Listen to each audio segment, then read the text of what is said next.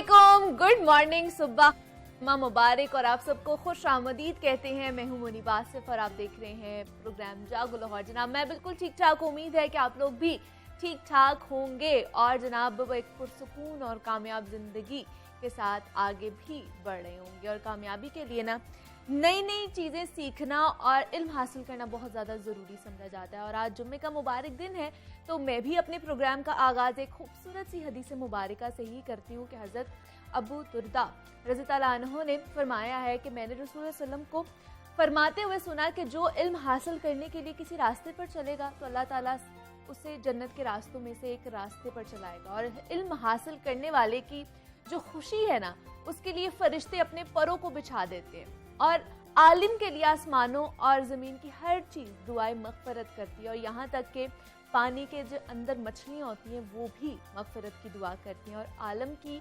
इबादत करने वालों पर फजीलत ऐसी है जैसे 14वीं रात के चांद की तमाम सितारों पर होती है।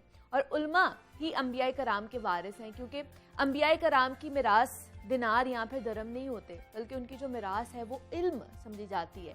और जिसने उसे हासिल कर लिया है उसने बहुत बड़ा हिस्सा भी पा लिया है। तो जनाब कोशिश करनी चाहिए कि सीखना और इल्म हासिल करने का जो सिलसिला है ना, उसको जारी व सारी रखें और उन उम्र के किसी भी हिस्से में ये नहीं रुकना चाहिए है। और ये कभी भी आप शुरू कर सकते हैं। और अगर आज से आप कुछ हासिल करना चाहते हैं, कुछ सीखना शुरू कर चाहते हैं, तो उसमें कोई भी आर नहीं महसूस करनी चाहिए, कोई शर्म महसूस नहीं करनी चाहिए, आप उसको कर सकते हैं। तो इसी खूबसूरत पैगाम के साथ हम भी आगे बढ़ते हैं। कुछ बात कर लेते हैं सेहत और फिटनेस के हवाले से। तो आजकल अक्सर अफराद को सर में एक अजीबो किस्म की जो है ना दर्द की शिकायत रहती है। और आम सर दर्द से ये थोड़ी सी डिफरेंट होती है। और ये दर्द होती तो सर के एक मखसूस हिस्से में है, लेकिन उसकी शिद्दत काफ़ी ज़्यादा होती है। और आधे सर का दर्द, जिसे दर्द शकीका या फिर अंग्रेज़ी में जिसे माइग्रेन भी कहा जाता है, इंसान आम सर दर्द को तो शायद बर्दाश्त कर लेता है, मगर दर्द शकीका बहुत शदीद और ख़तरनाक भी साबित होता है, जो कि मुतासिरा फ़र्द को शदीद कमज़ोरी का शिकार भी बना सकता है। और माइग्रेन बताया जाता है कि कदीम तरीन बीमारियों में से एक बीमारी है। और एक्सपर्ट्स के मुताबिक इस दर्द का निशाना ज़्यादातर ख़वातीन बनती हैं। और दर्द शकीका का हर 15 मर्दों में से एक और हर 5 औरतों में से एक औरत शिकार होती है।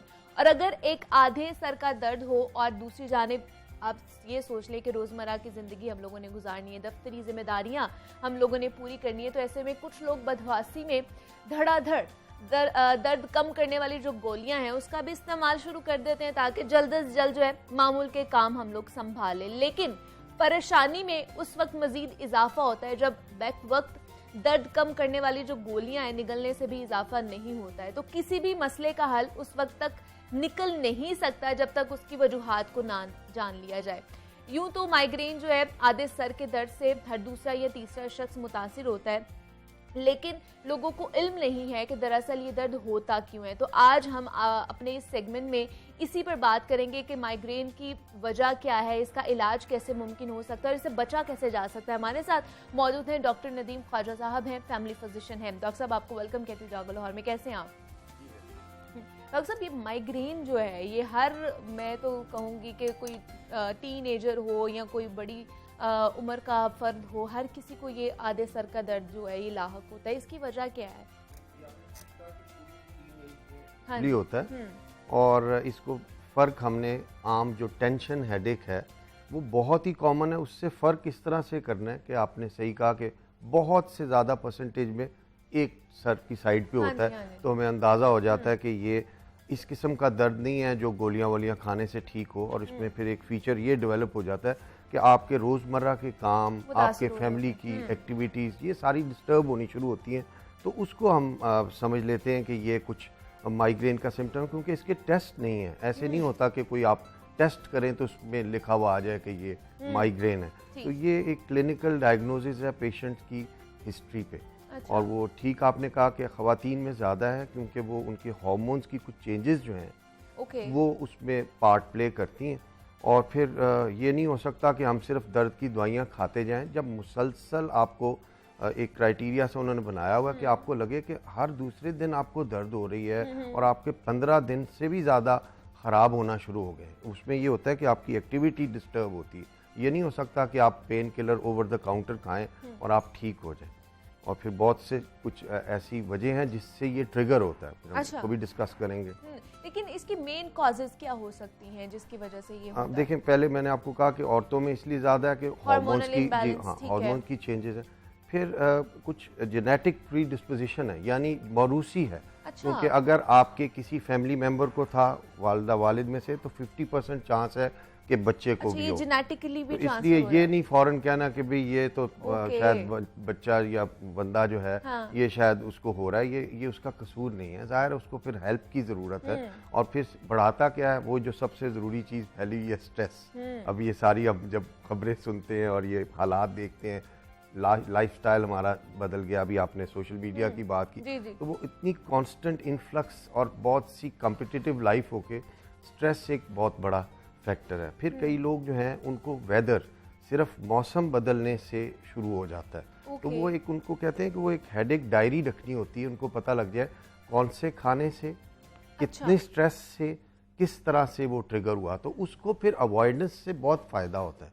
फिर ये आप ऊंची आवाज़ें और ये सब चीज़ें उसमें कंट्रीब्यूट करती हैं। मतलब मौसम बदलने से, खाने पीने से भी ट्रिगर हो जाती है ये चीज? जी बिल्कुल, स्पेसिफिक खानों से होती है कुछ लोगों को। अच्छा, मतलब जैसे एलर्जी हो उन्हें किसी चीज़ से, तो उसकी वजह नहीं, से वो हो कुछ स्पेसिफिक खाने हैं। देखें, मज़े वाली बात है कि कैफ़ीन जो है वो मुख्तलिफ दवाइयों में होती है, वो इलाज के तौर भी यूज़ होती है, लेकिन अगर बहुत ज़्यादा कॉफ़ी लेंगे तो वो उल्टा माइग्रेन करती भी है, यानी वो इलाज भी है। अच्छा। और constant use, but double edged है कि वो इलाज में भी इस्तेमाल होती है, लेकिन कुछ इस किस्म के ख़ास खाने हैं जो ट्रिगर कर सकते हैं। मतलब हमारा तो ये ना कि अच्छा चलो सर में दर्द है, थोड़ी सी थकावट है, तो फौरन से चाय पी लो, आप लोग ठीक हो जाएंगे, एक्टिव हो जाएंगे। उनको माइग्रेन तो नहीं है ना, तो हाँ, इसलिए उनके हाँ। लिए फ़ायदेमंद है। लेकिन माइग्रेन वालों को, और ये जो आप दर्द शकीका कहेंगे, ठीक है, लूज टर्म ये बिल्कुल ठीक है, अभी तक हम ये मानते हैं कि वो ज़्यादातर एक साइड के सर पे होती है।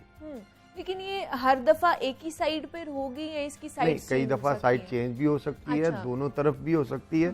तो इसलिए वो जो एग्जैक्ट सारे सिम्टम्स थे ना, कई लोगों को पता लग जाता है। एक दिन पहले से प्रोडोम एक चीज़ होती है, उनको अंदाज़ा हो रहा होता है कि कुछ हो रहा है। अच्छा। और फिर कुछ हैं उनको टिपिकल एक ऑरा होता है, उसमें बाकायदा से थोड़ी फ्लैश लाइट सी शुरू हो जाती है, सर सुन्न होना, चक्कर आने। तो वो कुछ लोगों में, हर एक में नहीं, एक 5 में से एक को हो जाता है, उनको महसूस हो जाता है। तो उसके बाद फिर वो पर दर्द का सिलसिला शुरू होता है, जो बड़ों में 2-3 घंटों से शुरू होता है और फिर दिनों तक भी जा सकता है। अच्छा, ये लिंगर ऑन भी कर सकता है? बहुत लंबा हो जाता है। तो तभी तो वो फिर अब बाकायदा वो हमें बताते हैं कि वो उनकी सारी जो एक्टिविटी हैम्पर होती है, वो एक बहुत तकलीफ दह चीज़ है कि आप अपने day to day activity disturb. ये ऐसा सर दर्द नहीं है कि आपको हो रहा है और आप काम भी कर रहे हैं, फिर आप वो कुछ नहीं कर सकते क्योंकि एक्टिविटी उसको बढ़ाती है। लेकिन डॉक्टर साहब, अगर इस तरह का दर्द हो रहा है, खासतौर पर माइग्रेन का दर्द हो रहा है, तो इसमें अगर ज़्यादा डोज वाली या ज़्यादा हैवी मेडिसिन खा ली जाए और वो उस वक्त क्या वो रुक सकता है या फिर वो आगे ज़्यादा लिंगर ऑन हो जाएगा? बहुत सी दवाइयाँ उस वक्त रोकती हैं, कुछ दवाइयाँ हम देते हैं क्योंकि ये ब्लड फ्लो की चेंजेस हैं। कुछ पुरानी दवाइयाँ थी, उनके कुछ साइड इफ़ेक्ट थे। अच्छा। उसके बजाय नई एक ट्रिप्टैन गोली आ गई है जो कि उतने साइड इफ़ेक्ट तो नहीं है, तो वो क्या करती है, वक्ती तौर पे उस फ्लो को चैलेंज करती है। ये ब्लड फ्लो की चेंजेस से होता है। और फिर जो आम दर्द की दवाइयाँ हैं उनको मिला के, यानी फ्लो को चेंज करने के लिए और दर्द की दवाई मिला के, उस वक्त तो आपने अटैक रिवर्ट कर लिया, ठीक, बेहतर हो गया। लेकिन फिर यह है कि जब आपको इतना ज़्यादा फ्रीक्वेंसी आ रही है कि हर वक्त वो हो रहे हैं, तो फिर उसको बचाने के लिए प्रिवेंटिव दवाई भी देनी पड़ेगी। एक तो था ना जब आपने सर दर्द की दवाई दी, और एक सर दर्द ना होने के लिए, माइग्रेन ना होने के लिए फिर कुछ दवाई आपको देनी पड़ेगी, और फिर लाइफस्टाइल को वो चेंज करना पड़ेगा कि वो ट्रिगर्स जो बढ़ाते हैं वो कम करना। तो ये उसको समझना इंडिविजुअल को चाहिए, और फिर मालिज उसको बताए कि ये नहीं हो सकता कि आप फिर इवन ऐसी बीमारी डेवलप हो जाती है कि आपको दवाइयाँ खाने की आदत पड़ जाती है और उससे रिबाउंड होना शुरू हो जाता है कि आप हर वक्त आपको डर है कि मुझे ज़रा सी दर्द हो रही है, तो आप दवाइयाँ खाना शुरू हो गए। और फिर वो रेजिस्टेंस भी तो इस किस्म का ही कुछ मामला आने शुरू हो जाती है बॉडी के अंदर। फिर वो अगली दफा उस डोज में अगर आप खाएंगे तो वो रेजिस्टेंस होगी, आपको वो दर्द भी सही नहीं होगी। तो इसका बचाव कैसे मुमकिन बनाया जा सकता है? क्या क्या मॉडिफिकेशन हम लोग अपने लाइफस्टाइल में मैंने कहा ना, तो एक डायरी सी वो बना लेते हैं, उनको पता लग जाता है कि ख़ास तौर पे जिस तरह मौसम का है, ख़ास जगहों पे, इवन हर जगह हर रोज़ बारिश और वो जो ओवरकास्ट होता है उससे बाकायदा उसका लिंक होता है स्ट्रेस से लिंक है, स्लीप पैटर्न बदलना कि वो कईयों का यानी ये जिस तरह नींद का सारा सर्कल अगर ठीक नहीं है, काम का सर्कल ठीक नहीं है और एक्टिविटी है, फ्लैशिंग लाइट्स हैं, तो ये सारी चीज़ें हमारे साथ अब जुड़ी हुई हैं। तो उसकी अवॉइडेंस सबसे पहले तो प्रिवेंशन है और एज ए फैमिली फिजिशियन मैं यही कहूँगा कि सबसे ज़रूरी तो प्रिवेंशन है। उसके बाद जब उसके बावजूद कुछ लोगों को होगा, ये तो समझने वाली बात है क्योंकि ये बहुत कॉमन है, तो फिर उनको अपनी तबीयत को समझना पड़ेगा, देखना पड़ेगा कि हमें इतनी तकलीफ अगर बढ़ गई है तो क्या हम प्रिवेंटिव यानी रोकने वाली दवाई खाएंगे, कितनी देर खाएंगे, फिर उसकी सिलेक्शन उसका फिजिशियन करेगा। अभी मैं देख रहा था कि वेस्ट में कुछ और दवाइयाँ प्रिवेंशन के लिए इस्तेमाल होती हैं, हमारे यहाँ प्रिवेंशन की कुछ दवाइयाँ और हैं, तो वो टेलर मेक होता है उस पेशेंट के हवाले। लेकिन इसका इलाज यही है कि दवाई खाएंगे तो ये ठीक रहेगा, इसका और कोई इलाज नहीं है? देखिए माइल्ड होता है ना, स्पेक्ट्रम है, कईयों को माइल्ड होगी, हल्की होगी, वो आम दवाई से भी ठीक हो जाएगी, कभी कभार हुआ करेगी, लेकिन कईयों को क्रॉनिक चीज़ जिस तरह हो जाती है तो कुछ लोगों को होगा, कुछ परसेंटेज को, तो फिर उनको मैनेज करना पड़ेगा दवाई के साथ। What can not be cured must be endured. तो अब वो ठीक तो हम नहीं कर सकते, तो क्यों ना उसको बहुत अच्छे तरीके से मैनेज कर लिया। किस तरह मैनेज किया जाए? मतलब अगर एक बंदे को होना शुरू हो गई है माइग्रेन, उसे पता चल गया है, तो उसे उस टाइम किस तरह के अपने इर्द गिर्द का माहौल कर लेना चाहिए? क्या उनको दवाइयों का अंदाजा हो जाता है, उनको मालिश बता देते हैं कि फलां दवाई इस तरह से इतने ज़्यादा दर्द के लिए, और फिर अगर खुदा न खास्ता मुसलसल चल रही है तो वो कुछ प्रिवेंटिव दवाई खा रहे होते हैं। फिर वो क्या करते हैं कि क्वाइट कूल प्लेस में आराम से बैठ के, ताकि वो सारा कुछ शट डाउन करना पड़ेगा। ये नहीं हो सकता कि आपकी एक्टिविटी जारी है, मतलब ये ना हो कि दवाई खा के आप बाकी अपने तो आप समझे कि अब मैं फलां जगह जा रहा हूँ, फलां कर रहा हूँ, वो मुमकिन नहीं होगा। आपको क्वाइट प्लेस में आपको अपने इर्द गिर्द का जो माहौल है उसको सही करना पड़ेगा। लेकिन इसके डाइट के साथ भी इसका ताल्लुक है, डाइट बेहतर करनी चाहिए? जी बिल्कुल, अच्छी खुराक होनी चाहिए। तो उसमें जनरल जिस तरह फल सब्जियां सबको पता है कि सबसे हमारे लिए यूजफुल हैं और बैलेंस्ड हो, जिसमें सारे न्यूट्रिएंट्स हो। और कैफीन का आपको बता दिया कि वो डबल एज्ड है, वो इलाज के लिए तो यूज होती है लेकिन वैसे ट्रिगर भी कर सकती है। ठीक है, लेकिन इसके अलावा फिर हमें क्या मॉडिफिकेशन या लाइफस्टाइल में चेंजिंग्स लेके आनी चाहिए? एक्सरसाइज का जी रेगुलर एक्सरसाइज जो है वो प्रिवेंट करती है, बिल्कुल इसमें कोई शक नहीं है कि बाकायदा स्टडीज बताती हैं तो जो रेगुलर एक्सरसाइज करते हैं उनको प्रिवेंट करते हैं, अटैक्स कम हो जाते हैं। बिल्कुल। लेकिन इसका कोई मुस्तकिल हल नहीं है डॉक्टर साहब? मतलब कि इससे ऐसे ही है कि मुस्तकिल तौर पर इससे छुटकारा हासिल किया जा सके? डॉक्टर्स को चाहिए कि वो बात ऐसी करें जो मुस्तनद हो। कुछ चीज़ें हैं जिसको हमें फिर उसको एडजस्ट करना है उसके साथ। कुछ लोगों को थोड़ी बहुत दर्द होगी और फिर उनके मुताबिक प्लान होगा कि उनको ट्रीटमेंट चाहिए या उनको प्रिवेंशन चाहिए।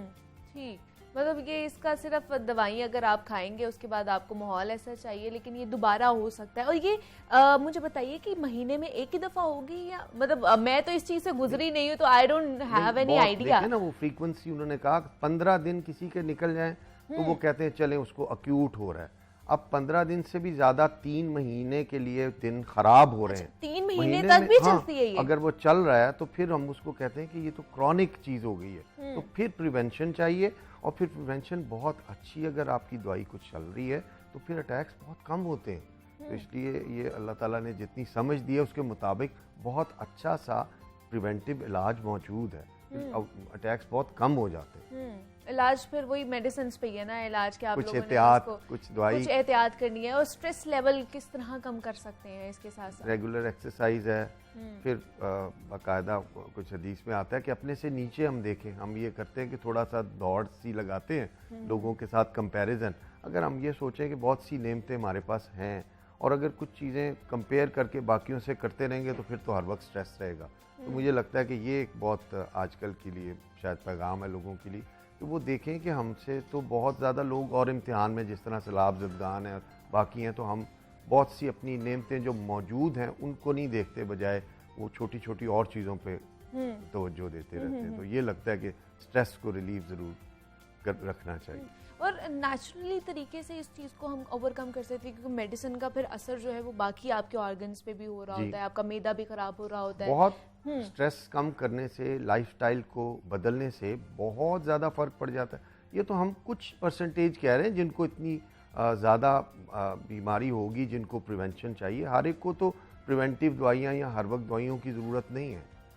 बहुत से लोगों को जिनको माइग्रेन हो भी तो उनको हर वक्त दवाइयों की, हर वक्त प्रिवेंटिव की ज़रूरत नहीं है। अगर वो कुछ एहतियात करते हैं, लाइफस्टाइल बदलते हैं, स्ट्रेस रिलीविंग कुछ चीज़ें हैं, फैमिली को टाइम देते हैं, आप अपने लिए थोड़ा सा मेडिटेट करते हैं, लोग योगा भी करते हैं, तो ये सारी चीज़ें क्या है कि आपका थोड़ा सा ध्यान और चीज़ों में लगता है, पॉजिटिविटी आती है, एंग्जाइटी और स्ट्रेस कम होता है। लेकिन इसकी कोई एज लिमिट है या एज ब्रैकेट है कि इससे स्टार्ट होना है, मतलब अगर बच्चे हैं या उसमें नहीं में है, अगर शुरू होता है तो अजीब सी बात है कि फिर वो बदल भी जाते हैं टाइम के साथ।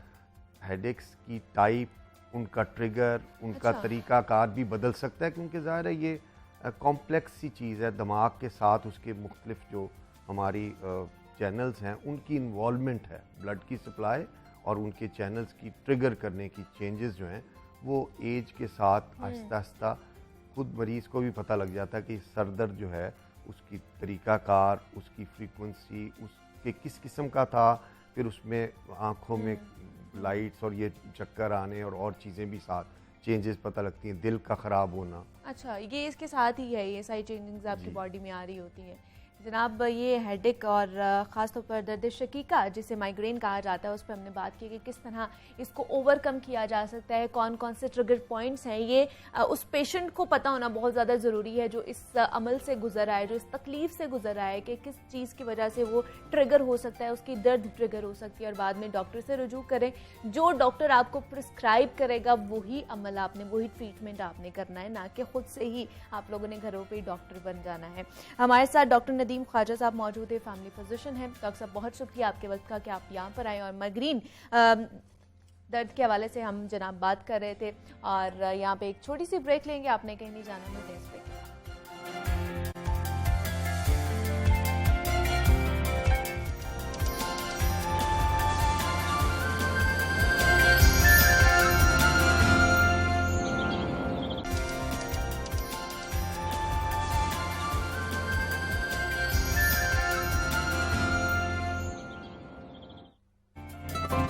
Welcome back to Jaago Lahore जनाब। सेगमेंट है हमारा सीरत नबी सल्लल्लाहु अलैहि वसल्लम, जिसमें मुख्तलिफ मसाइल के हवाले से हम बात करते हैं और उन मसाइल का हल सीरत नबी सल्लल्लाहु अलैहि वसल्लम की रोशनी में ढूंढने की कोशिश भी करते हैं। और आज इस सेगमेंट में हम बात करने वाले हैं हम ख़वातीन के हवाले से, उनके मकाम के हवाले से, उनके हुकूक और जिम्मेदारियों के हवाले से। इस्लाम की आमद औरत के लिए गुलामी, जिल्लत और जुल्म व इस्तेहसाल के बंधनों से आज़ादी का पैगाम थी, और इस्लाम ने उन तमाम कभी रसूम का कला कमा कर दिया था जो औरत के इंसानी वकार के मनाफी थी, और औरत को वो मकाम दिया जो दुनिया का कोई भी मुआशरा और मजहब नहीं देता। और नबी अकरम सल्लल्लाहु अलैहि वसल्लम ने अपनी ज़िंदगी में अमली तरीके से ये सब करके भी हमें दिखाया है। तो मुआशरे में औरत की इज्जत व एहतराम को यकीनी बनाने के लिए उसका मकाम और अहमियत समझना इंतहाई ज़रूरी है। और आज हम उन हुकूक के साथ साथ ख़वातीन की जिम्मेदारियों के हवाले से भी बात करेंगे। हमारे साथ हस्ब मामूल डॉक्टर पी तारिक शरीफजादा साहब मौजूद हैं, मारूफ सीरत से स्कॉलर हैं। डॉक्टर साहब आपको वेलकम कहती हूँ जागो लाहौर में, कैसे हैं आप? डॉक्टर साहब, आज औरतों के हुकूक के बारे में हमने बात करनी है। हमने देखा कि मगरबी ममालिक आज के दौर में बहुत ज़्यादा औरतों के हुकूक के बारे में बात करते हैं, और वो खुद को वुमेन राइट्स का अमलदार कहते हैं। लेकिन 1400 साल पहले हमने देखा कि इस्लाम ने ये सारे हुकूक वाज़े तौर पर बता दिए कि औरतों के ये हुकूक है। क्या क्या मकाम औरतों को मिला है इस्लाम से? बिस्मिल्लाह रब्बे मोहम्मद करीम अलैहिस्सलातु तस्लीम। सबसे पहले तो आपका यादावरी का शुक्रिया। हमेशा की तरह आज फिर एक बहुत अहम और ज़िंदा मौजू मैं आपसे अर्ज़ करूं कि एक वेस्टर्न स्कॉलर हैं डॉक्टर ल्यूरेंट जेस्लर, जिन्होंने ख़वातीन के हुकूक पे भी बहुत तफसील से लिखा, और रिसालत मआब सल्लल्लाहु अलैहि वसल्लम की ज़िंदगी की निस्बत और ताल्लुक़ से भी हम ये देखते हैं कि वेस्ट में और ईस्ट में दोनों में उनका लिखा हुआ बड़ा एतबार पाता है, बड़ा मोतबर समझा जाता है, और लोग उनको एक रेफरेंस के तौर पर कोट करते हैं।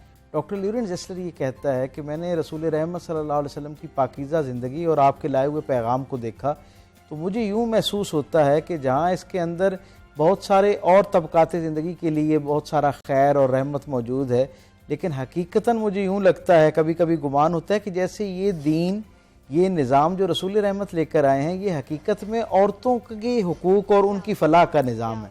और फिर उस पर एक तफसील से बहस करते हुए वो अपने इस दावे को यानी बहुत सारे दलाइल के साथ आरास्ता करते हुए नज़र आते हैं और बताते हैं कि हकीकतन जैसे रसूल रहमत सल्लल्लाहु अलैहि वसल्लम के हवाले से मैं हमेशा अर्ज़ किया करता हूँ कि इंसानी तारीख़ के सबसे बदतरीन मुआशरे के अंदर अल्लाह ने अपना सबसे बेहतरीन रसूल भेजा। तो उसका सबब ये है, वो बदतरीन मुआशरा इसलिए था कि वो अपनी सारी आला अखलाकी अक़दार जो है उन्हें खो बैठा था और तमाम तबकात ज़िंदगी का गोया एक इस्तेहसाल की सूरत जो है वहाँ पैदा हो चुकी थी और हर तरह के तबके के हुकूक जो हैं उनकी पामाली हो रही थी और बहुत एलानिया पामाली हो रही थी।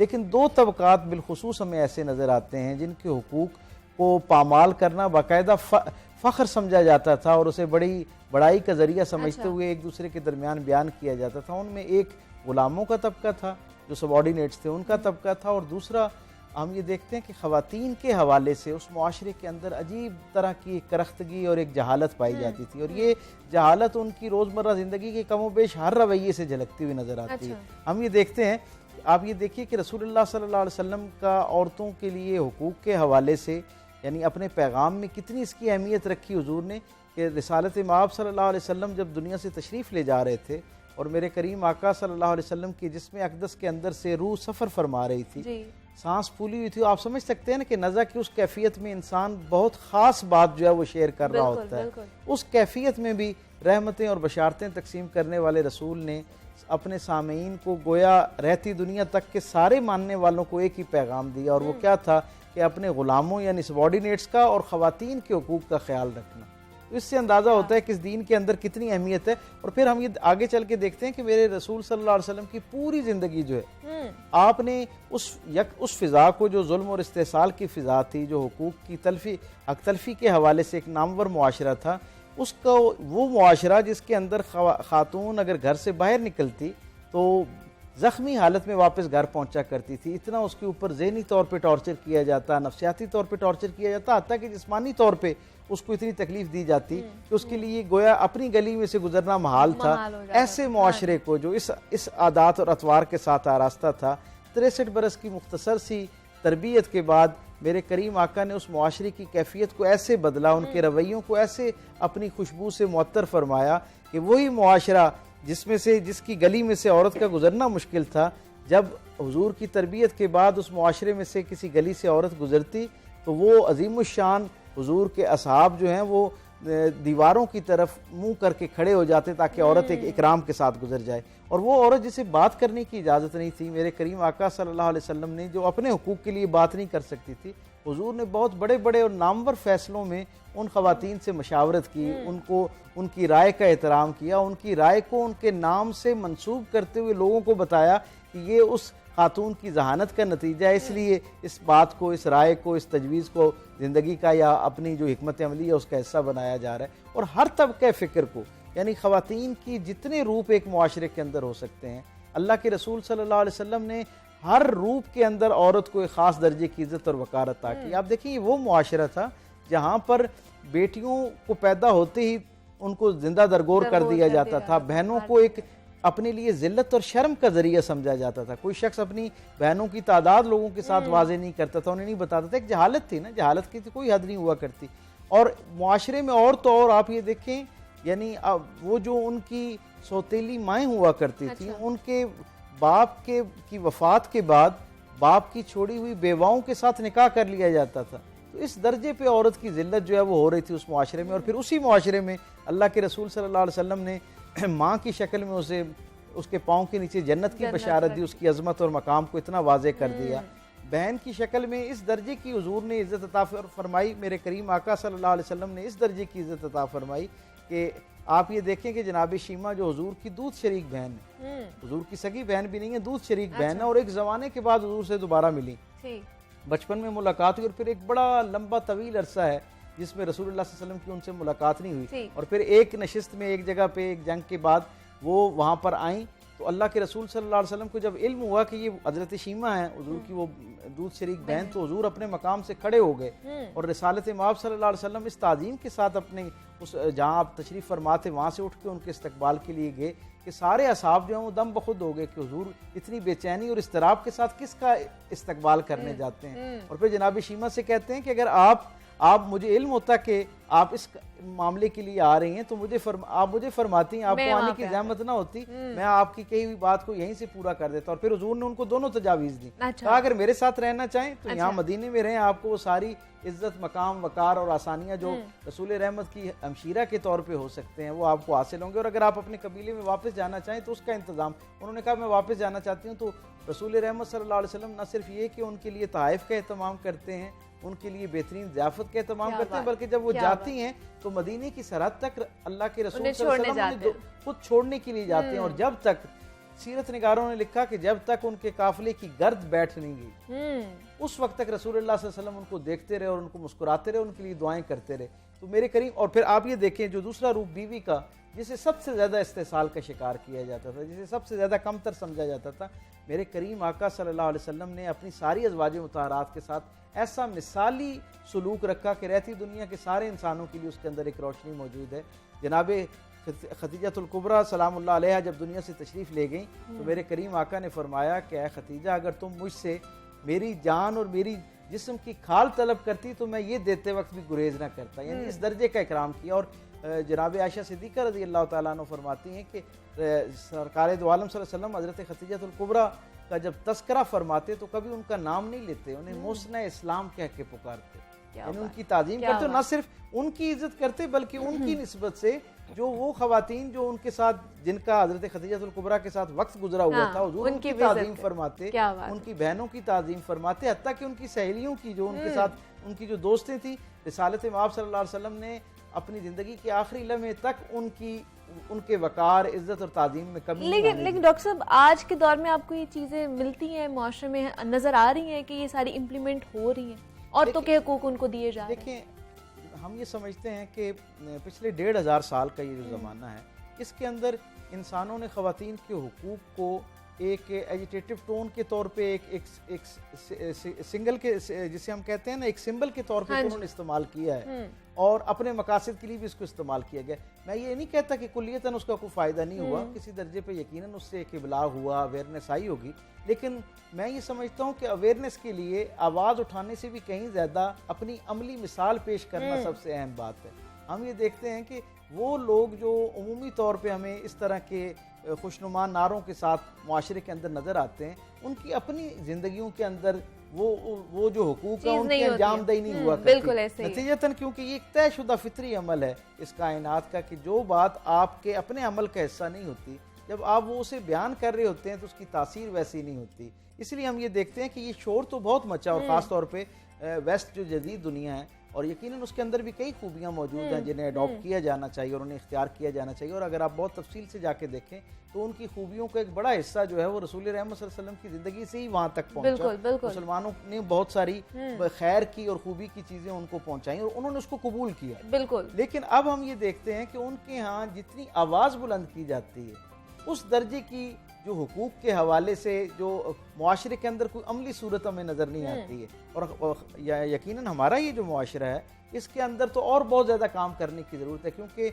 हम एक बहुत लंबे अरसे से अपने इर्द गिर्द के जो माहौल है उनसे मुतासर होते रहे, हमारे अड़ोस पड़ोस का जो इन्वायरमेंट था उससे हम मुतासर होते रहे, और हमारे अंदर बहुत सारी एक दकियानुसियत जो है वो पैदा हो गई, और हम भी किसी अंदाज में वैसे ही ख़वातीन के हवाले से सोचना शुरू हो गए। और एक जो गैरत का नाम का एक एलिमेंट मौजूद है ना, उसके हवाले से हमने ख़वातीन के बेतहाशा हुकूक जो है ना उनको सल्ब करने का एक जवाज़ पैदा कर लिया। आप ये देखिए, मैं हमेशा ये कहता हूँ, जब कोई शख्स अल्लाह के रसूल सल्लल्लाहु अलैहि वसल्लम के लाए हुए पैगाम में एक आकिल बालगा औरत जो है, उसे खातून जो है, बेटी जो है, उसे ये हक़ दिया गया है कि वो अपने वालिदैन की मुशावरत के साथ उनको एतमाद में लेते हुए अपने लिए अपनी ज़िंदगी के शरीक सफ़र का फ़ैसला कर सकती है। हम ये देखते हैं कि हम समझते हैं कि बहुत गैरत वाला मामला, और एकदम हमारी गैरत जो है उस पर जाग जाती है। मैं ये हमेशा सवाल किया करता हूँ और ख़ुद भी सोचा करता हूँ कि अल्लाह के रसूल सल्लल्लाहु अलैहि वसल्लम से ज़्यादा गैरतमंद कौन हो सकता है? आपसे ज़्यादा कौन अपने वकार का भी ख्याल रखने वाला हो सकता है? और ऐसी हस्ती की मैं बात कर रहा हूँ जिनके वकार के ख्याल के एहतमाम अल्लाह रब्बुल इज़्ज़त ने खुद फरमाया है। लेकिन आप जब अपनी साहबजादी की शरीक सफ़र की बात करते हैं तो हुजूर सल्लल्लाहु अलैहि वसल्लम उनकी राय तलब फरमाते हैं, और एक मरतबा जैसे हमारे यहाँ एक मुहावरतन राय मांगी जाती है, ये तलब की जाती है और फिर ऐलान कर दिया जाता है कि जो हमने कहा वही उसी पे जो है वो रजामंदी आ गई है। अल्लाह के रसूल ने उनको पूरा मौका दिया अपनी बात बयान करने का, और न सिर्फ एक मरतबा बल्कि तीन लगातार जो हफ्ते थे उनमें रसूलुल्लाह सल्लल्लाहु अलैहि वसल्लम ने उनसे पूछा कि आप बताइए आपकी ये रिश्ते जो हैं वो इस वक्त एक्सपेक्टेड है, हमारे सामने मौजूद है, आप बताएं कि इनमें से कौन सा बेहतर आपको लगता है कि जिसके साथ आपकी ज़िंदगी जो है वो। और फिर वो जो उम्मीदवारान थे उनकी खूबियाँ और ज़ाहिरी तौर पे जो किसी दर्जे पे कहीं जो कमी उनकी उसमें था, सीवी में कमी थी, उसको भी बयान किया उनके सामने, और फिर फैसला उन पे छोड़ा। और फिर जब हतमी राय आई और फिर उसको,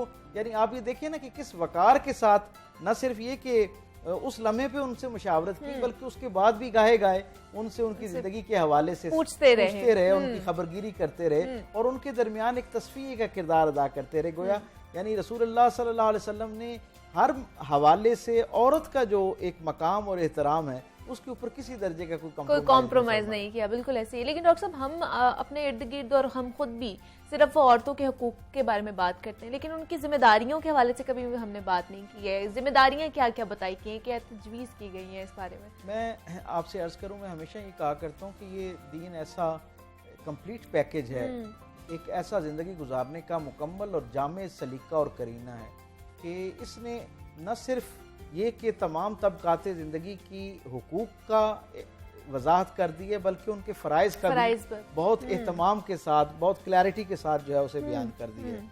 और हकीकत बात ये है कि मैं ये समझता हूँ कि जो किसी एक तबके ज़िंदगी के हुकूक हुआ करते हैं, हकीकतन वो किसी और तबके ज़िंदगी के फ़राइज़ हुआ करते हैं। बेशक, बिल्कुल तो ऐसे। जब तक ये हुकूक और फ़राइज़ दोनों का मामला यानी बैक वक्त न देखा जाए, उस वक्त तक हम मुनसिफाना आदलाना कोई राय नहीं कायम कर सकते। और ख़वातीन के मामले में भी मैं ये समझता हूँ कि जहाँ बहुत सारे उनके हुकूक पे बात होनी चाहिए और उसकी आगाही की बात होनी चाहिए, यकीनन जो उनके हुकूक हैं वो उनके मर्दों के, उनसे वाबस्ता मुख्तलिफ रिश्तों में जो मर्द हैं उनके वो फ़राइज़ हैं बेसिकली। इसी तरह ख़वातीन की भी कुछ फ़राइज़ हैं जो हकीकतन उन मर्दों के हुकूक हैं उन ख़वातीन के तनाजुर में। तो ये मैं समझता हूँ कि जब दो तरफा बात होगी तो फिर ज़्यादा बेहतर अंदाज में और ज़्यादा अमली तौर पे न सिर्फ ये कि मुआशरे में इसका इबलाग भी होगा, दूसरा ये है कि इसका एक अगले दर्जे पे फ़ायदा ये होगा कि दोनों तबकात अपनी अपनी जिम्मेदारियों को महसूस करना शुरू करेंगे। और ये दीन तो इतना खूबसूरत दीन है, हकीकतन इसके अंदर तो हुकूक की उस तरह आवाज़ बुलंद करने का जो है वो अंदाज़ा नहीं है, बल्कि वो अपने फ़राइज़ की जिम्मेदारी और उसकी तरफ जो है ना एहतमाम करने का ज़्यादा एहतमाम किया गया। ख़वातीन जो हैं उनके हवाले से मुख्तलिफ तबकाते ज़िंदगी के अंदर जितने शोबे हैं ज़िंदगी के, उनके साथ निस्बत में जितने रिश्ते हैं, हर रिश्ते के एतबार से ख़वातीन की अलग अलग उसी तरह जुदागाना से फ़राइज़ भी हैं जिनको उन्हें पूरा करना चाहिए। हमारे यहाँ अलमिया ये है कि हुकूक पे तो बहुत तफसील से बात होती है, फ़राइज़ पे हमारे यहाँ बात नहीं होती। मसलन आप ये देखिए कि अल्लाह के रसूल सल्लल्लाहु अलैहि वसल्लम ने फरमाया कि वो खातून जो अल्लाह को एक माने, अल्लाह की इबादत में बड़े गुनाहों से बचती रहे, अपने जो बुनियादी फ़राइज़ हैं उनको पूरा करे, और उसका ज़ौज यानी उसका शौहर जो है वो उससे राज़ी है, वो दुनिया से इस हालत में जाए तो बराह रास्त उसके लिए जन्नत में दाखिल होने की इशारत है। यानी उसके लिए दरमियान के सारे वो जो मुश्किल मराइल हैं उन सब से आज़ादी का और बरात का अल्लाह के रसूल सल्लल्लाहु अलैहि वसल्लम की तरफ से ऐलान है। यानी आप ये देखिए कि हर उसके अंदर, हर शोबे के अंदर, इवन अगर वो बेटी है तो उसके लिए बेशुमार बशारते हैं और बहुत छोटे छोटे अमल, हत्ता कि जब माँ है तो आप ये देखिए कि उसके लिए तो इतने सारे उसके फ़राइज़ के एवज़ अल्लाह की तरफ से बशारते हैं, इतनी सारी खुशखबरियां हैं कि अगर उनको बयान करना शुरू करें, आप ये देखिए ना कि जिसके कदमों के नीचे अल्लाह रब्बुल इज्जत जन्नत रख दी गई है। बेशक, उसको क्या मकाम दिया गया होगा। डॉक्टर साहब, वक्त की थोड़ी सी किल्लत है, आज आपको पता है उर्स मुबारक भी है दाता साहब का, तो उनके हवाले से भी हम जानना चाहेंगे कि दाता साहब की क्या क्या खिदमात थी और क्या क्या तालीमात हमें वो दे के गए। हुज़ूर सैयदी फ़ैज़ आलम हज़रत दाता गंज बख्श रहमतुल्लाह तआला अलैह जो हैं उनका मिल्लत इस्लामिया के तसव्वुफ़ के हवाले से, इल्म के हवाले से, तबलीग के हवाले से, इस दीन को पहुँचाने के हवाले से आपका वही मकाम है जो ज़िंदगी में रोशनी का मकाम है। मैं आपसे अर्ज़ करूँ, लगभग पिछले 1000 साल के इस उम्मत में आने वाले शर्क़ ता ग़र्ब, शुमाल ता जुनूब, जितने भी अल्लाह वाले हुए हैं, जितने काबिल ज़िक्र बुज़ुर्ग हुए हैं, वो तसव्वुफ़ के साथ वाबस्ता हूँ या इल्म की दुनिया के साथ वाबस्ता हूँ, मुझे कोई एक शख्स भी ऐसा नज़र नहीं आता जो हुजूर सैयदी फैज़ आलम हज़रत दाता गंज बख्श रहमतुल्लाह अलैह की अकीदत से सरशार न हो, जिसने आपके काम का, आपके पैगाम का उस दर्जे पे इकरार ना किया हो, उसकी अहमियत और आपको हदिया से पास ना पेश किया हो। यानी आप किसी तरफ से उनके जो बुज़ुर्ग हैं पिछले 1000 साल के, किसी भी शोबे के बुज़ुर्गों का आप तस्करा करें, वो जनाब दाता साहब के हवाले से एक जुदागाना सी सरशारी के साथ जो है उनका एहतराम के साथ, अकीदत के साथ, मोहब्बत के साथ उनका ऐलान करते हैं। और हम ये देखते हैं कि ये जो बरसगीर पाको हिंद बिलखुसूस है, जी जी। इसके अंदर इस दर्जे का ये जो दीन का इबलाग है, दीन का फैलना जो है, उसके अंदर जो बहुत बुनियादी दर्जे पे जिन बुजुर्गों ने बहुत ज़्यादा मेहनत की और जिनके काम से ये सारा फैज़ पहुंचा, उनमें से एक शख्सियत हुजूर दाता साहब अलैहिर्रहमा है। और ये जो बिलखुसूस, वैसे तो पूरा बरसगीर पाको हिंद और बल्कि पूरी दुनिया बिलउमूम, और लाहौर, शहर लाहौर जो है, ये बिलखुसूस आपकी निस्बत से जो है जाना जाता है। मोहब्बतें, ये दीन के साथ कुर्बतें, ये दीन रिसालत आप सल्लल्लाहु अलैहि वसल्लम के साथ एक मोहब्बत का रिश्ता, ये और इस दीन को अपनाने का जज्बा जो है, ये हुजूर दाता साहब का ही फैज़ है, बेशक आज बेशक तक चल रहा है और ऐसे किसी शक्ल में हमारी जिंदगी में मौजूद है। बेशक। Thank you so much sir, बहुत शुक्रिया आपके वक्त का। हमारे साथ डॉक्टर पी तारिक शरीफ ज़ादा साहब मौजूद थे और औरतों के हकूक़ के हवाले से और उनके फ़राइज़ के हवाले से हम बात कर रहे थे। यहाँ पे एक छोटी सी ब्रेक लेंगे, मिलते हैं इस ब्रेक के बाद।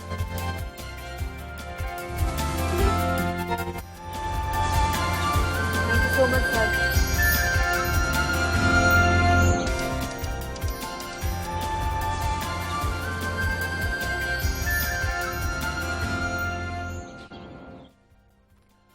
Welcome back to Jaago Lahore. जनाब, सेगमेंट है हमारा लाहौर की दुनिया और इस सेगमेंट में हम लाहौर और लाहौरियों को दरपेश मसाइल का जिक्र करते हैं। और लाहौर को दरपेश मसाइल में सबसे अहम और सबसे खतरनाक मसला माहौलियाती तब्दीलियों का है। लाहौर में गुज़श्ता चंद सालों से हम देखते हैं कि अक्टूबर का महीना जैसे ही आता है ना, तो स्मॉग जैसा मसला सर उठाना शुरू हो जाता है और शहर का एयर क्वालिटी इंडेक्स तेजी से बढ़ना शुरू हो जाता है और बागों का शहर कहलवाने वाला लाहौर दुनिया में गंदगी की एक अलामत बनता रह जाता है। ना सिर्फ लाहौर बल्कि हम देखते हैं कि पूरा पाकिस्तान ही इस वक्त माहौलियाती तब्दीलियों की शदीद लपेट में है, जिसकी हालिया मिसाल हम सबके सामने है कि मुल्क के बेशतर इलाकों में सैलाब आया हुआ है और दुनिया के दीगर मुमालिक भी इस खतरे से दो चार हैं, जिसकी वजह ओजोन लेयर की तबाही है और ओजोन लेयर को नुकसान पहुंचाने में हम सबका बहुत बड़ा हाथ है, क्योंकि ओजोन लेयर के एक ऐसी लेयर है जो सूरज की जो खतरनाक अल्ट्रावायलेट शुआएं हैं, जिन्हें रेज कहा जाता है, उनको ना सिर्फ जमीन की तरफ आने से रोकती हैं बल्कि जमीन पर उसके जो नुकसानदेह असरात हैं उनका भी खात्मा करती है। लेकिन ओजोन लेयर में शगाफ के बायस सूरज की जो मुज़र शुआएं हैं वो डायरेक्ट जमीन तक पहुंच रही हैं, जिससे हमारी जिंदगी मुतासिर हो रही है और इसकी वजह से आपको पता है टेम्परेचर भी दिन ब दिन बढ़ता जा रहा है। और इन्हीं खतरात के बारे में शऊर उजागर करने के लिए आज 16 सितंबर को पाकिस्तान समेत दुनिया भर में वर्ल्ड ओजोन डे मनाया जा रहा है। तो इस दिन को मनाने का मकसद क्या है, किस तरह हम ये जो मौसमी तब्दीलियां हैं इनको ठीक कर सकते हैं, क्या क्या इकदाम उठाने की हमें ज़रूरत है, इस पर बात करेंगे। हमारे साथ डॉक्टर दुर्र शहवार एनवायरमेंटलिस्ट मौजूद हैं। डॉक्टर दुर्र शहवार, आपको वेलकम कहती हूँ जागो लाहौर में। कैसी हैं आप? अल्हम्दुलिल्लाह, आप कैसी हैं? मैं भी बिल्कुल ठीक ठाक। डॉक्टर दुर्र शहवार, आज ओजोन डे मनाया जा रहा है, world ozone day. Ozone layer की कितनी अहमियत है, क्या इम्पोर्टेंस है जो हमें नहीं पता और जिसके बारे में हम काम नहीं कर रहे? बिल्कुल, ओजोन लेयर जो है वो हमारी ज़िंदगी में बहुत इंपॉर्टेंस की हामिल है। बेसिकली देखा जाए जो हमारी एटमॉस्फेयर है जिसमें हम सांस लेते हैं, इसकी 4 लेयर्स हैं। जो सबसे लोएस्ट है वो ट्रोपोस्फेयर है जिसके अंदर हम सांस लेते हैं। ओके। ये हमारी ज़मीन से तकरीबन 10 से 12 किलोमीटर तक होती है। उससे ऊपर नेक्स्ट लेयर है स्ट्रेटोस्फेयर जो 12 से तकरीबन 30 किलोमीटर तक होती है। ओजोन लेयर जो है वो स्ट्रेटोस्फेयर के नीचे लोअर लेवल में होती है और ये हमारी अर्थ को एज अ प्रोटेक्टिव शील्ड काम करती है। स्पेशली जो सूरज की तापकारी शुआएं हैं जिनको हम अल्ट्रावायलेट रेडिएशंस कहते हैं, उनसे हमारी ज़मीन को बचाती है। तो बेसिकली इसका मकसद ये है कि ये हमें एक प्रोटेक्शन देती है।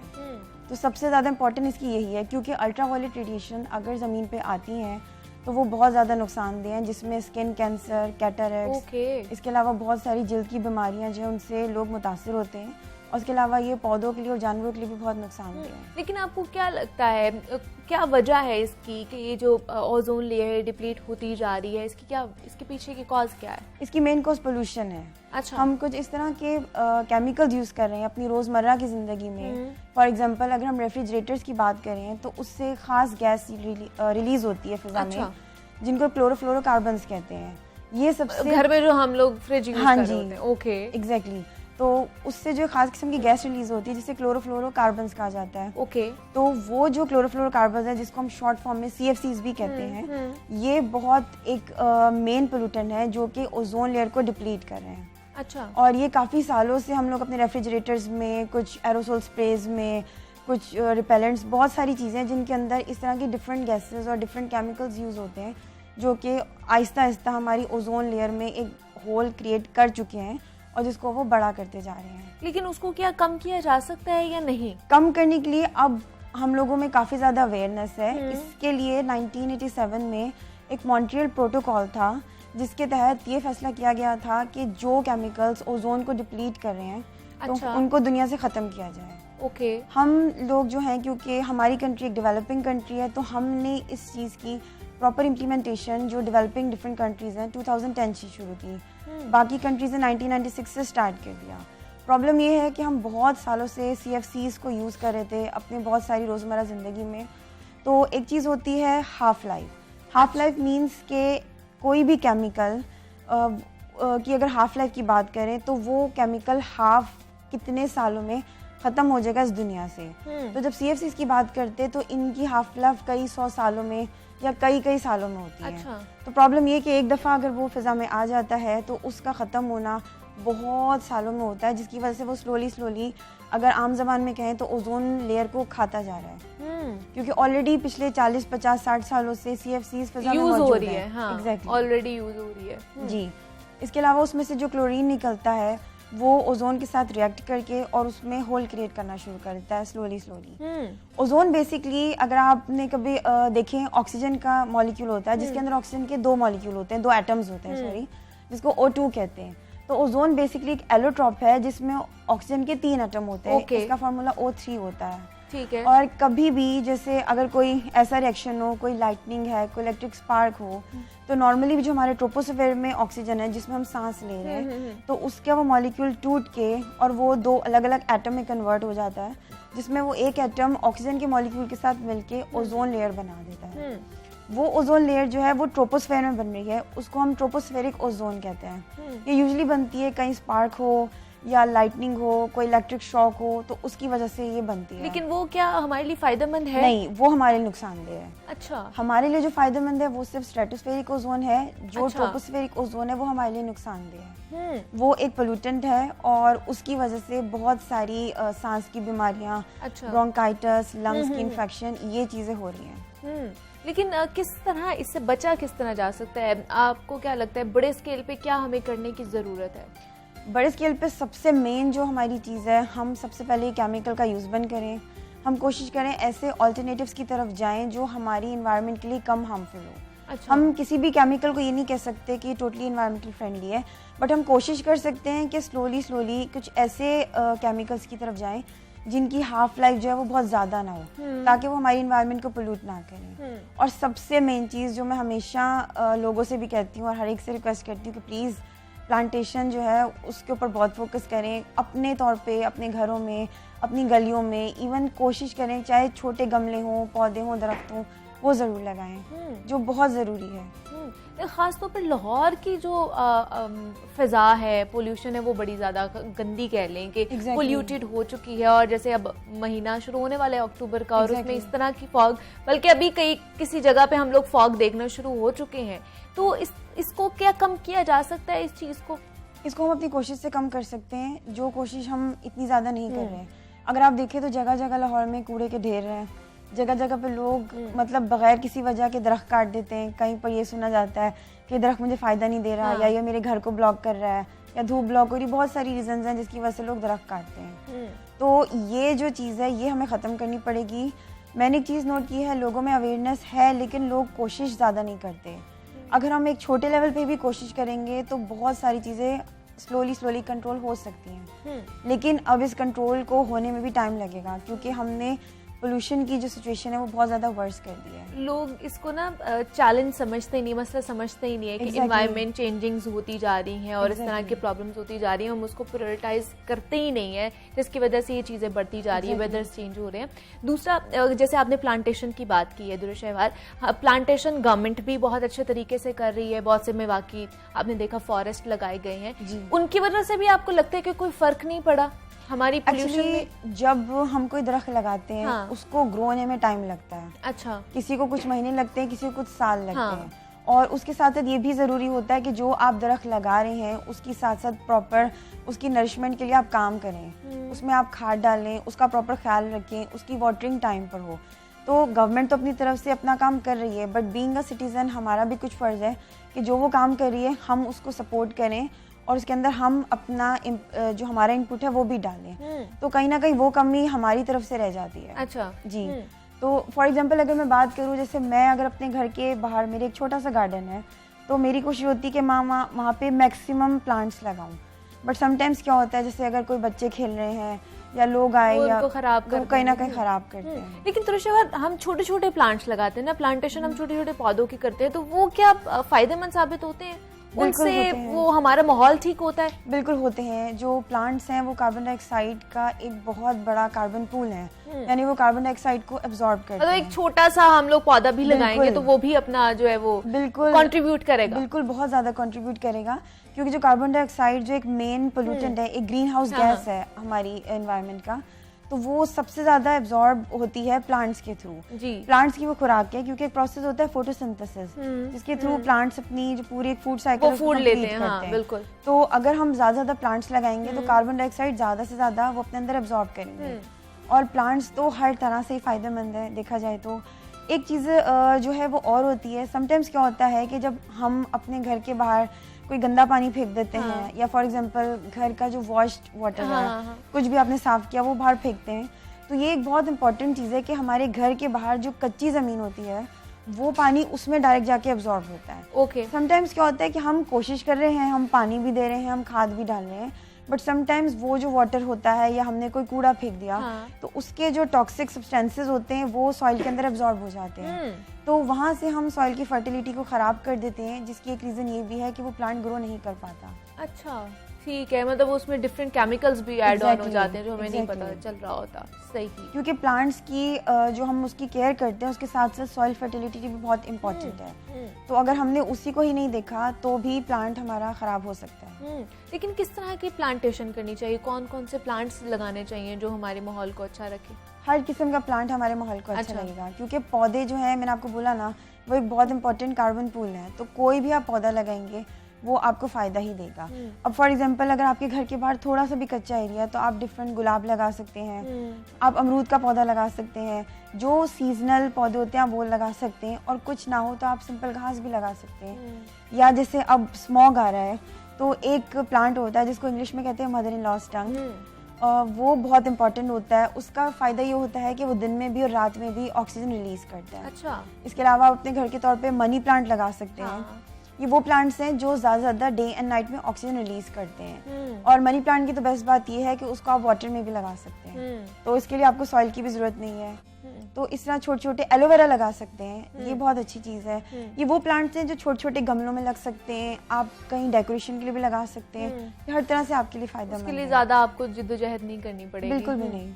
लेकिन दूसरा, जैसे हमारी गाड़ियों का धुआं है जो निकल रहा होता है, देन जो भट्टों की बहुत ज़्यादा बात होती है जहाँ पे ये ईंटें बनती हैं, उनके अभी तो धुएं निकलते हैं, उसकी वजह से भी तो पॉल्यूशन बहुत ज़्यादा होती है। एग्जैक्टली, वो भी पोल्यूशन का एक मेन सोर्स है। और अगर आप देखें तो अब क्योंकि अब आहिस्ता आहिस्ता अब सर्दियों का मौसम आने वाला है 1-2 महीने में, तो वो स्मॉग का इशू जैसा भी आप बात कर रही थी, तो मेन रीज़न ये सारी हैं। क्योंकि स्मॉग बेसिकली क्या है, फॉग जब स्मोक के साथ मिलती है उसको हम स्मॉग कहते हैं। और स्मोक कहाँ से निकल रही है, जो सोर्सेज आपने बताई, लाइक गाड़ियों का धुआं है, इंडस्ट्रियल्स जो निकल रहा है उनकी चिमनी से निकल रहा है, इस तरह भट्टों से निकल रहा है। इसी तरह अगर देखें तो जगह जगह पे, बहुत जगहों पे हम कूड़ा भी जलाते हैं। बहुत सारी जगहों पे अक्सर हम जाएं तो हमें कूड़ा जलता हुआ नजर आ रहा होता है। तो ये भी एक मेन सोर्स है उसका। फसलें भी तो जलाते हैं हम लोग। एग्जैक्टली। और एक की जाती है जब कोई फसल जब ख़त्म हो जाती है उसका सीज़न, तो एक टेक्निक होती है जिसको स्लैश एंड बर्न टेक्निक कहते हैं। अच्छा। तो उसकी वजह से भी बहुत ज़्यादा बर्निंग होती है, स्मोक बहुत प्रोड्यूस होती है जो बहुत हार्मफुल है, और ये slash and burn technique Pakistan में बहुत जगहों पे की जाती है।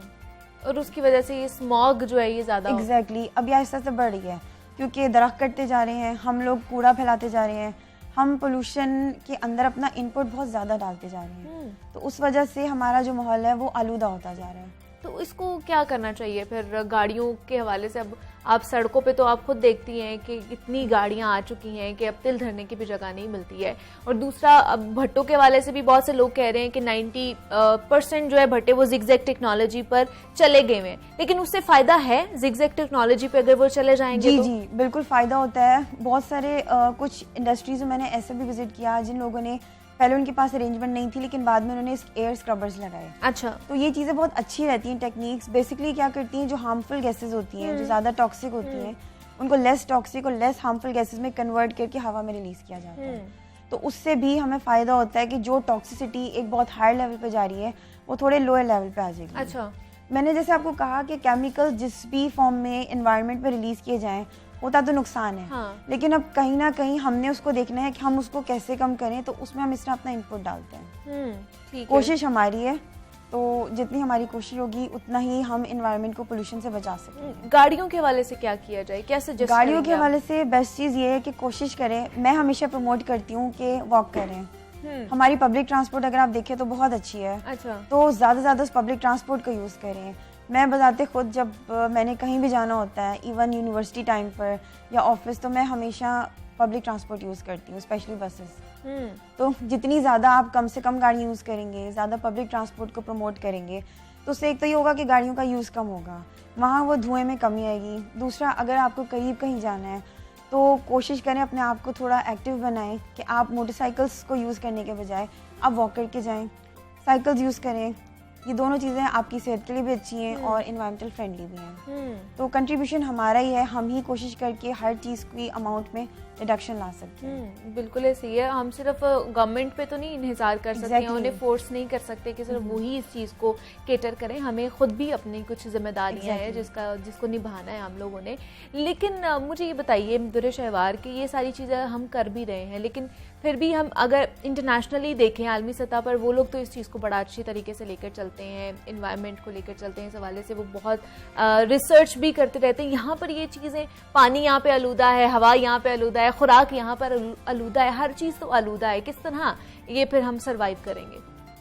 इसके लिए हमें खुद कोशिश करनी पड़ेगी। रिसर्च हमारे मुल्क में भी काफ़ी हो रही है, बट वो बहुत स्लोली सामने आती है। इम्प्लीमेंटेशन की बहुत कमी है।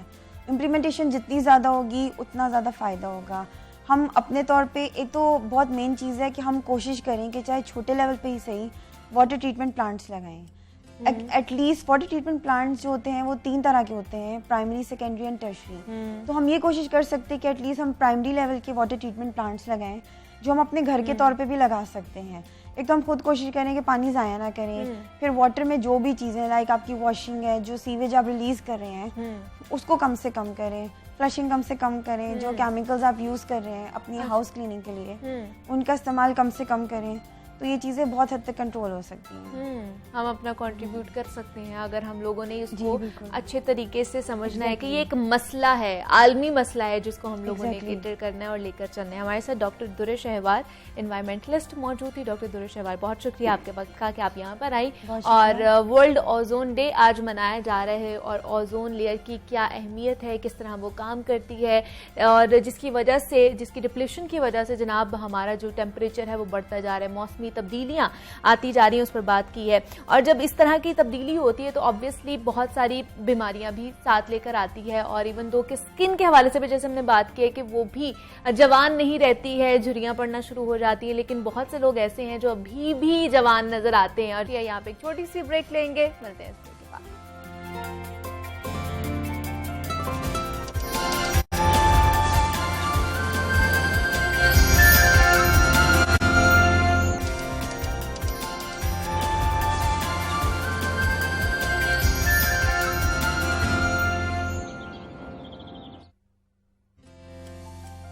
Welcome back to Jaago Lahore. जनाब, अब कुछ बात हो जाए एक ऐसे मसले की जिसका शिकार हम सभी हैं, और वो मसला है सोशल मीडिया का बेहद इस्तेमाल करना। अगरचा हम में से बहुत से लोग हैं जो सोशल मीडिया से जुड़े रहने से लुत्फ अंदोज होते हैं, लेकिन सोशल मीडिया एक ऐसा नशा बन गया है, बिलखसूस नौजवान लड़के और लड़कियों के लिए। इस नशे की जो आदत है या जो लानत है वो बढ़ती जा रही है, और सोशल मीडिया का आपको पता है कि मुस्बत और मनफी दोनों ही पहलू हमें नजर आते हैं। कुछ लोग इसी सोशल मीडिया के इस्तेमाल से लाखों रुपए महाना कमा रहे हैं, तो दूसरी जानिब कई लोग इसका ज़रूरत से ज़्यादा जब इस्तेमाल करते हैं तो फिर परेशानी, अफसरदगी और तन्हाई का शिकार हो जाते हैं। और एक्सपर्ट्स की रिसर्च में ये साबित हुआ है कि जनाब सोशल मीडिया का सबसे जो बड़ा असर है वो नौजवान नस्ल पर पड़ रहा है, और जो इस्तराब, नींद के मसाइल, एतमाद में कमी और खाने के खदशात के साथ खुदकुशी का शिकार भी होते जा रहे हैं। तो इस बिगाड़ की वजह मुआशरे में बेशतर मनफी असरात और बुराइयां जन्म ले रही हैं। नौजवान बच्चे और बच्चियां मुस्बत सरगर्मियों से दूर होते जा रहे हैं, और WHO के इदादोशुमार से पता चलता है कि दुनिया भर में 20% जो बच्चे हैं और जवान मुख्तलिफ ज़हनी मसाइल के साथ जिंदगी बसर कर रहे हैं, जिसकी बड़ी वजह सोशल मीडिया का बेजा इस्तेमाल है। गुज़श्ता चंद सालों में 19 से 25 साल की उम्र तक के जो मरने वाले नौजवान हैं उनकी बड़ी तादाद ने खुदकुशी की थी। तो सोशल मीडिया का इस्तेमाल हमारी ज़हनी और नफ्सियाती सेहत को किस तरह मुतासर करता है, इस पर हम बात करेंगे। डॉक्टर मौफिया मलिक, साइबर साइकोलॉजिस्ट, हमारे साथ मौजूद हैं। डॉक्टर मौफिया, आपको वेलकम कहती हूँ जागो लाहौर में। कैसी हैं आप? अल्हम्दुलिल्लाह। डॉक्टर मौफिया, ये जो लानत है, ख़ासतौर पर मैं तो ये कहूँगी कि सोशल मीडिया इतनी बड़ी लानत बन चुकी है कि हम लोग उसमें इतने जकड़ गए हैं कि हम लोग उससे डिटैच्ड ही नहीं हो पा रहे हैं। ख़ासतौर पर जो अब हमारी नौजवान नस्ल आ रही है, और उसकी वजह से उनके साइकोलॉजिकली भी बहुत सारे एस्पेक्ट सामने आ रहे हैं। किस तरह की चीज़ें जो है वो लाहक हो सकती हैं, ज़हनी बीमारियाँ किस तरह की हो सकती हैं हमें? अच्छा, इसमें सबसे इम्पॉर्टेंट चीज़ ये है, जैसे आपने अभी बताया कि WHO की रिसर्च भी हुई है, और सबसे ज़्यादा इफेक्ट हो रहे हैं हमारे यंगस्टर्स, क्योंकि हमारी फैमिली में कुछ ट्रेंड्स ऐसे चल चुके हैं। हम ऑल द टाइम बच्चों को गैजेट्स दे देते हैं, गेम्स और राइम्स, और वो बचपन से ही वो एक टेन्योर चलता आ रहा है। और जब बचपन से हम एक ही चीज़ कर रहे हैं, तो जैसे ही हम अडल्टहुड में आते हैं हम उसी तरह से ऑनलाइन आप कह लें कि चैट्स की तरफ चले जाते हैं, सोशल मीडिया की तरफ चले जाते हैं। स्पेशली मैं यंगस्टर्स की बात करूँगी। हम लोग की जो रिसर्च हुई है रिसेंटली कि ऑनलाइन जो हमारा सोशल मीडिया है, फेसबुक है, इंस्टा है, वहाँ इतनी चैट्स होती हैं, और ऐसी चैट्स होती हैं जो हमें फैंटेसी की तरफ लेकर जाती हैं, और हमारी रियल लाइफ से हमें डिस्टोरिएट करती जा रही हैं कि बिल्कुल राब्ते ख़त्म हो रहे हैं। रियल लाइफ में हमारे बिहेवियर्स बिल्कुल चेंज हैं, और ऑनलाइन आप उसी पर्सन से बात करें, वो इतना पोलाइट और इतना अच्छा है कि आप खुद इमेजिन नहीं कर सकते ये वही इंसान है। तो इन चीज़ों की वजह से हमारे बिहेवियर्स इतने ज़्यादा डिस्टर्ब हो चुके हुए हैं। आप जैसे आपने अभी कहा कि हमारे कुछ नींद के मसाइल आ रहे हैं। इवन आप देखें कि लोगों के डाइट ईटिंग डिसऑर्डर जिसकी वजह से बहुत ज़्यादा डेवलप हो रहे हैं, क्योंकि हमने अपने बिहेवियर्स को बिल्कुल चेंज कर लिया। ऑनलाइन मोड में बिहेवियर हमारा बिल्कुल चेंज है, और फिजिकल उसी पर्सन के साथ हमारा बिहेवियर इतना डिस्टर्ब है, जिसकी वजह से एंजाइटी और स्पेशली सबसे ज़्यादा कॉन्फिडेंस की कमी हमारे अंदर आती है। आप देखेंगी कि जो लोग फेसबुक पे बड़े अच्छे तरीके से और बड़े कॉन्फिडेंट होकर बात कर रहे हैं, अगर आप रियलिटी में उनसे बात करेंगे उनका कॉन्फिडेंस बिल्कुल जीरो होगा, क्योंकि उन्हें आदत ही नहीं है लोगों के सामने इस तरह बात करने की। वो अपनी राय हमेशा ऑनलाइन लोग जहां उन्हें लोग नहीं देख रहे वहां बहुत अच्छी राय देंगे, लेकिन इन फ्रंट ऑफ 10 पीपल्स और 2 लोग भी होंगे तो वो नहीं बोल पाएगा, क्योंकि उसने अपनी जो साइकी है वो अटैच ही ऑनलाइन मोड के साथ, ये फिजिकल की ही नहीं है। तो इस वजह से काफी डिस्टर्बेंस कोज होती है, और इसकी वजह से स्ट्रेस लेवल, एंजाइटी, डिप्रेशन इतना बढ़ता जा रहा है। मतलब अब नौजवान नस्ल जो है ना इमेजिनरी दुनिया में ज्यादा रहती है, रियल वर्ल्ड से बहुत ज्यादा कट गई हुई है। उनको लगता है सिर्फ ये जो सोशल मीडिया है, ये मोबाइल फोन, ये इन्हीं में हर चीज है, इन्हीं में हमारी जिंदगी। बिल्कुल, हमने रिसेंटली एक सर्वे किया यूनिवर्सिटी के स्टूडेंट्स पे, तो उसमें यही चीज आई कि वही स्टूडेंट्स का एक ग्रुप जो फिजिकल क्लास में उस तरह से एक्टिविटीज में पार्टिसिपेट नहीं कर रहा, ऑफलाइन जो ऑनलाइन है अनोनिमस वे में, कि उन्हें नहीं पता कि उनकी वहाँ पे आइडेंटिटी शो हो रही है,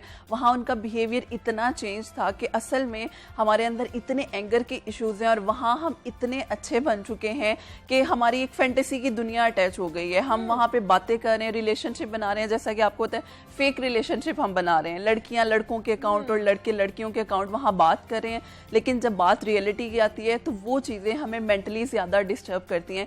1 साल किसी से मैंने बात की, वो आपका पार्टनर बन के ऑनलाइन आपसे बात कर रहा है, रियलिटी में आपको पता चलता है वो लड़का नहीं लड़की है, ये जेंडर ही डिफरेंट है, तो वो चीज़ आपके माइंडसेट को बहुत डिस्टर्ब करती है। तो इस वजह से ये जो ऑनलाइन बिहेवियर्स हैं ये आपके इतने ज़्यादा डिस्टर्ब करते हैं कि आप इवन खुदकुशी की, जिस तरह से आपने स्टार्ट में बात की, क्योंकि आपकी फैंटेसी डिफरेंट थी, लेकिन जब आप रियलिटी में आए तो वो इंसान बिल्कुल डिफरेंट है, उसके जो रिलेशनशिप में जब वो आया वो बिल्कुल डिफरेंट। तो इसकी वजह क्या है, मतलब हम इसको डिफरेंशिएट कैसे कर सकते हैं, मतलब अगर उस दुनिया से हमने निकल के इस दुनिया में आना है तो किस तरह अपने आप को डाइवर्ट कर सकते हैं? देखिए सबसे इंपॉर्टेंट चीज है कि आपके अंदर इनसाइट कितने हैं। अच्छा। आप अपने आप को बीइंग अ इंडिविजुअल पर्सन एक सोसाइटी का पार्ट समझते हैं या सिर्फ ऑनलाइन लोगों के साथ उसी तरह से इंटरेक्ट होने में बेहतर समझते हैं? सबसे जरूरी ये है कि हमारे बच्चों में, जब बच्चे बड़े हो रहे हैं, कम्युनिकेशन स्किल्स सिखाए जाएं, क्योंकि जब हमारे अंदर कॉन्फिडेंस की कमी आती है ना तो हम सबके सामने नहीं बोल पाते। वही बच्चा टीचर को इंडिविजुअल मैसेज कर लेगा कि मेरी ये असाइनमेंट है, प्लीज क्लास के सामने ना पूछेगा, और उस बच्चे के अंदर इतना कॉन्फिडेंस नहीं है वो क्लास में सबके सामने कह सके मैडम मेरा ये इशू था मैं नहीं कर पाया। तो ये चीजें हमारे बचपन से ही हमें, इसीलिए देखिए ट्रेंड इतना चल रहा है सॉफ्ट स्किल्स का और हार्ड स्किल्स का, ये इतनी जरूरी है कि एटलीस्ट बच्चे अपनी बात कम्युनिकेट कर सकें। जब तक हम अपनी बात कम्युनिकेट नहीं ना करेंगे, ये ऑनलाइन मोड चलता रहेगा, फिजिकल हम बात नहीं करेंगे, हमारा कॉन्फिडेंस नहीं आएगा और ऑनलाइन हम शेर बन के बैठे होंगे। तो ये चीज बड़ा डिस्टर्बिंग है। तो हमारे घर से शुरू होती है ना कि बच्चा अगर कोई पॉइंट रेज करने की कोशिश कर देता है तो उसको स्नप कर दिया जाता है कि नहीं तुमने ये चीज नहीं बोलनी, मतलब वो जो एक टैबूज को तोड़ने की कोशिश की जाती है तो उसको फौरन से स्नप करके बिठा दिया जाता है। बिल्कुल, इसमें पता है सबसे इंपॉर्टेंट चीज होनी ये आती है कि बचपन में बच्चों के साथ किसी ना किसी किस्म का चाइल्ड हैरासमेंट या अब्यूज हुआ है, ठीक है, कोई अंकल या किसी ने गलत तरीके से टच भी किया है, अपने पेरेंट्स को हम बताते नहीं है। अगर हम बताते हैं पेरेंट्स वहीं आपको स्नप कर देते हैं, नहीं नहीं तुमने किसी को नहीं बताना। वो चीज बच्चे की पर्सनालिटी में ऐड हो जाती है। जैसे जैसे वो बड़ा होगा उसको या तो उस जेंडर से नफरत होना शुरू हो जाएगी या वो बात ही नहीं करेगा, या वो बिल्कुल शाय पर्सनालिटी का हो जाएगा और बड़ा भी होगा वो किसी से बात नहीं करेगा, उसके अंदर एंजाइटी और ये इस तरह आपके इतने इश्यूज आएंगे कि वो अपनी रियल लाइफ में सर्वाइव ही नहीं कर पाएगा। तो ये चीजें हमें बचपन से ही बच्चों के अंदर, जब तक हम बच्चों के साथ इंटरेक्ट नहीं होंगे, पेरेंट्स नहीं होंगे, पेरेंट्स के साथ साथ हमारे जो अदारे हैं वो इंटरेक्ट नहीं होंगे। अगर आपको लग रहा है कि आपके क्लासरूम में कोई बच्चा इस तरह से एक्टिव नहीं है तो आप कोई ऐसी एक्टिविटी करवाएं उसके लेवल पे जाके कि एटलीस्ट वो पार्टिसिपेट करे। यानी ये चीजें आपके अदारे, आपकी और इवन आपका सर्कल, हमारा जो सोशल सर्कल है, हमारा जो फ्रेंड्स का सर्कल है, वो भी बहुत कम लोग हैं जो दूसरों को साथ लेकर चलते हैं। अदरवाइज हमारी ऐसी कोई भीड़ चाल चल रही है ना कि हम एक दूसरे को नीचा दिखाने की हर मुमकिन कोशिश करते हैं, हर टाइम टांग खींचने की कोशिश करते हैं, जहाँ पे मैं लूप होल मिले अगले को। बिल्कुल, इवन ऑनलाइन भी आप देखिए एक लड़की ने कोई मैसेज किया है, वहाँ हजारों लड़के उसके ऑनेस्ट बन के आ जाते हैं। और रियल लाइफ में भी ऐसे ही हम उस चीज को समझते नहीं हैं कि हमें किस तरह इस मसले को हल करना है, लेकिन हम फौरन हाइपर हो जाते हैं, एग्रेसिव हो जाते हैं, जिसकी वजह से ये सारे इश्यूज हमारे अंदर आ रहे हैं। तो 3-4 चीज़ों पे हमें काम करने की ज़रूरत है, हमारे घर से, हमारे जो तालीमी अदारे हैं, हमारा जो सोशल सर्कल है और इंसान इटसेल्फ खुद, क्योंकि हम शॉर्टकट्स ढूंढते हैं सक्सेस के लिए, वो कभी भी हमारे लिए रिलायबल नहीं है। हम कंसिस्टेंट रह के, हर्डल्स देखें हर जगह आती हैं, हर प्रोफेशन में, आप जहाँ हैं आपने भी हर्डल्स देखी हैं, मैं जहाँ हूँ मैंने भी देखी हैं। तो अगर हम इस चीज़ को एक्सेप्टेंस के साथ लेकर चलेंगे ना तो हम अपने आप को ऑनलाइन मोड से कम, देखिए ऑनलाइन मोड से मैं ये नहीं कहती कि जिंदगी बिल्कुल ही खत्म कर ले, नहीं, वो हमारा लाइफ का वो हमारा लाइफ का एक पार्ट है, उसको भी टाइम दें, लेकिन अपना टाइम मैनेज करना सीखें। क्योंकि देखिए ऑनलाइन मोड पे भी लोग पैसे भी कमा रहे हैं, ठीक है ना, लेकिन कुछ लोग इस हद तक उस जुनूनी तौर पे काम कर रहे हैं कि अपनी फिजिकल लाइफ को, ऑफलाइन लाइफ को भूल चुके हैं। तो इसलिए भूलना नहीं है, दोनों चीजों को बैलेंस लेकर चलना है ताकि लाइफ को आप अच्छे तरीके से एक मतवाजन लेवल पे लेकर चल सके, जो बहुत जरूरी है। इसको हम बिल्कुल भी इग्नोर नहीं कर सकते ना, सोशल मीडिया को या फिर हमारे जो गैजेट्स हैं या इस तरह की टेक्नोलॉजी है, क्योंकि आगे अगर हमने सर्वाइव करना है तो इनके साथ हमें जुड़ा रहना पड़ेगा। लेकिन टाइम मैनेज करना बहुत जरूरी है इसमें। हम टाइम मैनेज नहीं ना करेंगे, हमें अब देखिए बहुत से लोग सोशल मीडिया पे हमें जॉब्स मिलती हैं, लिंक्डइन है, फेसबुक है, डिफरेंट इस तरह से पॉडकास्ट भी हैं, लेकिन आपने मैनेज करना है कि ये ना हो कि आप 100% डिपेंडेंट उसके हैं। इतनी रिसर्चेज हुई हैं जिसमें 70 to 80% यही रिजल्ट्स निकले हैं कि हम ऑनलाइन बिहेवियर अच्छा शो कर रहे हैं और ऑनलाइन मोड में हम बहुत रिलैक्स हैं क्योंकि हमें कोई देख नहीं रहा, हम अनोनिमस हैं वहाँ पे, तो हम अपना बिहेवियर हर तरह का शो कर सकते हैं क्योंकि हमें वहाँ कोई जज नहीं करेगा। और फिजिकल आपको जज किया जाता है, इसी चीज से हमने जो बोलना है, हमने जो अपनी राय भी शेयर करनी है, हम नहीं कर पाते। ये चीज़ें मैंने इतनी ज़्यादा स्टूडेंट्स में देखी है, इवन मैं पढ़ा भी रही हूँ साइबर साइकोलॉजी, वहाँ हम चीज़ इतनी ज़्यादा देख रहे हैं कि वही बच्चे आप ऑनलाइन उनके सोशल मीडिया पे चले जाएं, वहाँ पे वो इन्फ्लुएंसर होंगे, ब्लॉगर होंगे, लेकिन रियल लाइफ में उनसे दूसरी से तीसरी दफ़ा बात नहीं होगी। और ऑनलाइन लाइफ में उनका मोड चल रहा है कि बहुत एटीट्यूड है, बहुत एरोगेंट है, और रियल लाइफ में वो इतने पोलाइट है, डाउन टू अर्थ है, उन्हें भी नहीं पता। मतलब इतनी चीज़ें हैं, लेकिन हम चूंकि अपने आप को लोगों के अकॉर्डिंग लेकर चल रहे हैं। उन लोगों को खुद भी पता चल रहा होता है कि उनके बिहेवियर में इस तरह की चेंजिंग। अच्छा, इसमें ऐसा है कि अब मैंने रिसेंट एक एक्टिविटी करवाई अपने स्टूडेंट से, उसके बाद उन्हें रियलाइज हुआ, मैंने उन्हें सिर्फ ये कहा कि आप ये, बल्कि सबके लिए एक स्ट्रेटेजी है, आप 5 मिनट अपने आप को दें, अपने बारे में 5 सेंटेंस लिखें जो ऑफलाइन आप अपने आप को पर्सनली जानते हैं, ठीक है, और दूसरा एक लाइन लगा के दूसरी तरफ वो 5 जुमले लिखें जो सोशल मीडिया पे लोग आपको कैसा जानते हैं। आपको खुद आइडिया होगा कि आप किस जिंदगी में जी रहे हैं, यानी हम ड्यूल पर्सनालिटीज में जी रहे हैं, ऑनलाइन हम कुछ हो रहे हैं और ऑफलाइन हम कुछ हो रहे हैं। तो हमें दोनों चीजों को, बहुत कम लोग ऐसे भी हैं जो ऑनलाइन जैसे हैं वैसे ही ऑफलाइन है, तो इसलिए हमें यहाँ अपने आप को थोड़ा सा एवेल्युएट करने की जरूरत है। देखिए, अगर हम अपने आप को एवेल्युएट करेंगे तो हम दोनों लाइफ को बैलेंस लेकर चल सकते हैं, ये बहुत जरूरी है। अगर आप अपना कैथार्सिस या अपनी एवेल्युएशन नहीं कर रहे हैं, आपको लग रहा है आपसे नहीं हो रहा, आप किसी प्रोफेशनल से करवा लें। There are lot of clinical psychology, cyber psychologist, counsellor इतने ज्यादा हैं जो आपकी असेसमेंट के लिए आपको गाइड भी कर रहे हैं। तो एटलीस्ट एक थोड़ा सा टाइम अपनी जात के लिए निकालें, क्योंकि हमने अपनी जात को इतना स्नैप कर दिया है, हम दूसरों की जिंदगी जी रहे हैं, क्योंकि दूसरे हमें ऐसा देखना चाहते हैं तो मैं उसकी जिंदगी जी। हम अपनी जात के लिए जब टाइम निकालते हैं ना, तो हम फिर भी फोन यूज कर रहे होते हैं। एग्जैक्टली। तो फोन से थोड़ा सा हट के मेडिटेशन कर लें, एक्सरसाइज कर लें, जिम, व्हाटएवर जो आपको करना पसंद है, लेकिन सिर्फ 20 मिनट भी आप डेली रूटीन में फोन को छोड़ के अपनी जात को देंगे ना, आप यकीन माने मुनीबा, इतना हम फ्रेश फील करते हैं कि आपको खुद फील होता है कि मैं एक अच्छी जिंदगी जी रहा हूँ, क्योंकि हम पॉजिटिव लाइफ की तरफ तो आते ही नहीं है। ऑफलाइन हम लोग रह के भी नेगेटिव वही चीजें चल रही होती हैं कि मैंने ये काम करना है, तो बड़ा जरूरी है। सोशल मीडिया की जिस तरह बात हो रही है माफिया, सोशल मीडिया पे स्टेटस कॉन्शियस भी बहुत से लोग, मतलब दूसरों को देख के हम लोगों ने बेजात पिक्चर्स वो वाली बनवाने शुरू कर देते हैं, उन्हीं रेस्टोरेंट्स में जाके खाना शुरू कर देते हैं। अच्छा, वो ये चीजें पहन रहा है तो हमने भी उस तरह की चीजें करना शुरू कर दी, ये भी चीजें होना। अच्छा, ये चीज कंपैरिजन में आती है, क्योंकि आप देखें ब्लॉगर्स ने अपना एक चैनल चलाना है, ठीक है, उनका वो चले ब्रेड एंड बटर या कोई भी सोर्स है, उनकी लाइफ है, हम उसको क्यों कंपेयर करें। हम देखते हैं जी इतनी अच्छी जगह पे ये गया, कैसे जा सकते हैं, मैं भी जाके दिखाऊंगा। बेशक हम रियल लाइफ में नहीं जा रहे हमने, लेकिन पिक्चर लेने के लिए वहां पहुंच जाते हैं। एग्जैक्टली। हम स्नैप स्ट्रीक शेयर कर रहे हैं, हम इंस्टा पे शेयर कर रहे हैं। ये चीज हर एक की लाइफ में इतना कंपैरिजन कोस कर है। हमारे छोटे छोटे बच्चे भी आके कहते हैं मेरी क्लासमेट वहां गई थी, मुझे भी वहां जाना है। यानी ये कंपैरिजन हम खुद बच्चों में डाल रहे हैं। आप बच्चे को ये कहें ठीक है उसकी लाइफ है, आप अपनी लाइफ में ऐसा कुछ करें कि आप अपने आप को फैसिनेट करें, क्योंकि जब हम दूसरों को देख के कंपैरिजन में जाएंगे ना, हम अपनी लाइफ को वहीं छोड़ देते हैं। तो इसीलिए मैंने पहले यही कहा कि हम अपनी जिंदगी नहीं, हम दूसरों की जिंदगी जी रहे हैं। तो खुदारा अपनी जिंदगी जिए, अपनी जिंदगी में कुछ ऐसी चीजें लेकर आए जो आपके लिए एक सक्सेस तो बन रही है, लेकिन आपके लिए फैसिनेशन हो, यार मैंने अपनी जिंदगी में कोई एक अच्छा काम किया। क्योंकि आप डेली रूटीन में देखें, हम अच्छे काम भी करते हैं लेकिन हम उसको छोड़ देते हैं। अपनी लाइफ में एक पॉजिटिव जार बनाएं, आप डेली नहीं तो वीकली एटलीस्ट एक पॉजिटिविटी जो कर रहे हैं आप उस कार्ड में शेयर करें। जब आप बहुत ज्यादा नेगेटिव हैं, उस जार को जाकर देखें कि आपने लाइफ में अच्छे काम भी किए हैं, यानी वो चीज आपको उस कंपैरिजन से तो बेहतर ला सकती है। तो इसलिए दूसरों से कंपैरिजन करने की बजाय अपनी जात को यूनिक और एक नया शख्सियत के साथ उजागर करें। दूसरों को देखें, अगर किसी ने अपने आप को बहुत ज्यादा, मतलब अगर वही बात है कि अगर कोई कुएं में छलांग मारे है, मैं उसको देख के मारूंगी तो नहीं। एग्जैक्टली। दूसरों का मुंह लाल देख के आप अपना मुंह नहीं कर सकते लाल। दूसरा मुझे बताइए कि ये चीजें क्या किसी क्रॉनिक डिजीज, क्रॉनिक प्रॉब्लम की तरफ भी लीड करती है? बिल्कुल करती हैं। देखें, आप एक ही सिचुएशन में बार बार, सबसे पहले ये जो कंपैरिजन की चीज है ना, ये आपको आगे टुवर्ड्स जेलसी, जेलसी से एंगर, एंगर से आपका डिप्रेशन, एंजाइटी, इवन आपकी पर्सनैलिटीज चेंज होना शुरू हो जाती हैं।